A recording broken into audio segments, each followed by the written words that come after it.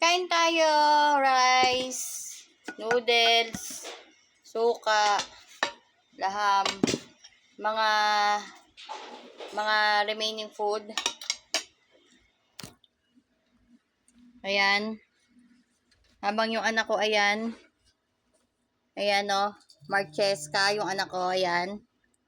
Ayaw pa matulog dahil daw may swimming sila bukas. So, ayan, pinapatulog ko pa siya. Kumain. Si Jira. Ay, matulog, oh. May laham dito. Meron pa dito tong si Ate Rowena. Ano ba to? Ayun, maasim. Maasim siya, Wen. Alas na yun. Soup.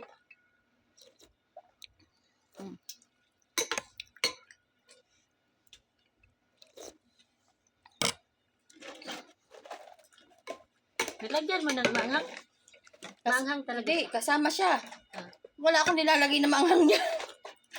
Maanghang pala yan.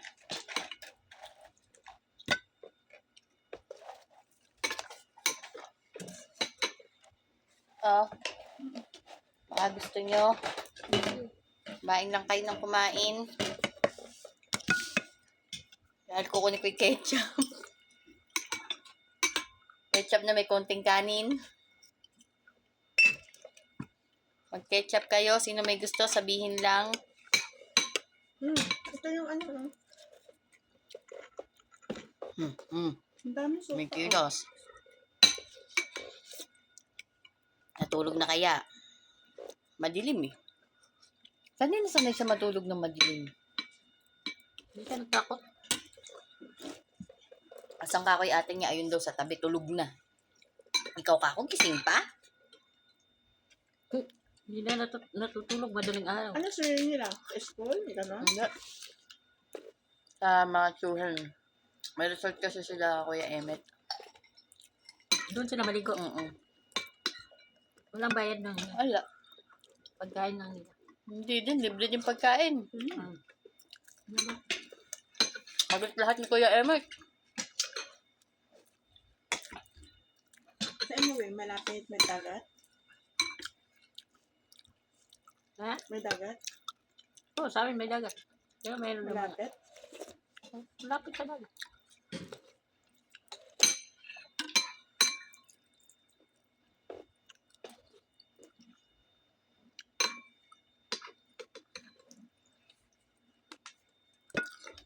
Kahapon, tinurot ako ni mama dito sa kita, oh. Grabe. Nagulat ako. Bakit? Sa CR, nangingi ng tubig. Binigyan ko ng tubig. Eh, siyempre, hugasan ko yung ano niya. Bigla niya dinampot yung hita ko dito sa malaman-lamang. Kinurot. Ay, Wala pa lang kay ano. muntik na akong mapasigaw sa... Sino ba yun? Laging may pasadi din, no? Si Ann. Si ano? Lagi niyang pinapalo. Laging may pasa si ano din. Si Jana.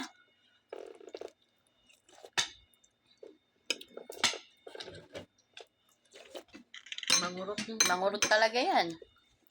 Kita mo naman yung anak niya. Nung gigil na hindi niya malaman kung nasaan. Kinurot niya yung dede. Diba? Ganun niya talaga yung dede.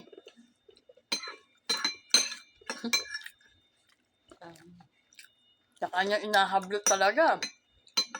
Oh, nakita ni ano, yung hinablot niya ako kay Noel Yuhan. Si Tala naman yung nandiyan dyan. Sinampal nga niya si Baboy. Sinampal niya si Baboy. Lumagutok yung pit niya eh. Sabi ko, buti nga sa'yo. Pakialamera ka kasi. Hindi naman kasi mag-hysterical ng gano'n kung di siya nakailam. Nahimasmasa na siya eh. Wala na. Okay na eh. Bakit pakialaman niya pa? Siya, Nagmagaling. Namin nga, minumura nga kami. Pinag-anuhan lang namin eh. Bahala ka dyan. Ini-ignore nga lang namin para lang ano lang eh, tumahimik. si ano lang ang, si mata lang Dumating siya. babaeng O, di sa makapaka. kanya naman napunta. Kami na naman. Mata babae lang ang makapaka. Tahimik nga kami. Kumain mag-isa. Ang dami pang nakain. Kaya, mata babae lang makapaano sa kanya. Ha? Makapakain. Si Yara, yung lang magkapakain sa kanya. Sila Sabi baboy. pa nga niya nung nandiyan si matang babae, eh, sabi niya, pakainin mo ko. Alis pa yun, sabihin ka. Saan ka papunta? Pakainin mo ko. Pakainin daw siya. May ano talaga. Eh, lalaki nga din, di ba kagabi, nagulat naman din tayo, wala naman tayong ano. Yan ang susunod. Alam, Sila, yung isa naman, ang sabi ni Ate Rowena, tawag daw kaming dalawa. Sabi mo, ang sinabi ni Baba, Rowena, para yung kama. ngayon, umakyat ako. Kala naman namin maglilista. Kaya lumapit ako sa matanda. Bakit ka ako? Mm-mm. Ayun na, sinabi na niya. Hindi, kama. Inano niya yung kama. Tapos yung nagulat na ako, yung sinabi niya, hindi ko siya tinutulungan. Sino nagsabi sa'yo, Ang hindi ko sabi niya, tinutulungan? ganito. Ang sabi niya, pagkakasabi niya sa akin, ganito. Pumunta ka doon, tulungan mo si Rowena. Sabi ko, ha? Siya? Tumutulong niya kay Rowena. Ngayon, hindi ko alam kung bakit. Kung bakit siya ganyan. Hindi ko alam kung bakit siya ganyan. Nagtulong naman yan ka. Nagtutulong naman Mm. ako. Kaya nung kinausap niya ka, bati mo tulungan sa Baba, nag-refuse siya.